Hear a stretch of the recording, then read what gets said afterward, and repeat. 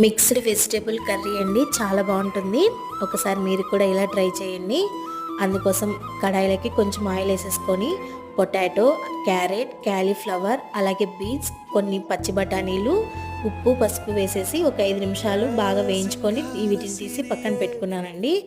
ఇప్పుడు అదే కడాయిలో ఇంకొంచెం ఆయిల్ వేసేసుకొని స్పైసెస్ కూడా యాడ్ చేసి అవి కూడా వేపుకున్నాక సన్నగా తరుక్కున్న ఉల్లిపాయ కూడా వేసేసి ఉల్లిపాయ మెత్తపడేంత వరకు వేయించుకున్నాక అల్లం పేస్ట్ కూడా వేసేసి పచ్చివాసన పోయేంత వరకు వేయించుకున్నానండి. ఇప్పుడు ఒక పెద్ద టమాటా సన్నగా తరుక్కొని అది కూడా మెత్తపడేంత వరకు వేయించుకున్నాక ఇక్కడ స్పైసెస్ యాడ్ చేసేసి వీటిని కూడా 1 నిమిషం బాగా వేయించుకున్నానండి లో ఫ్లేమ్లో.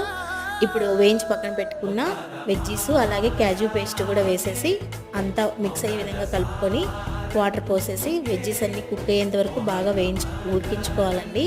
అంతే. ఇప్పుడు సన్నగా తరుక్కున్న కొత్తిమీర కూడా వేసేసి కలుపుకుంటే మనం మిక్స్ వెజిటేబుల్ కర్రీ రెడీ. చాలా బాగుంటుంది చపాతీలో.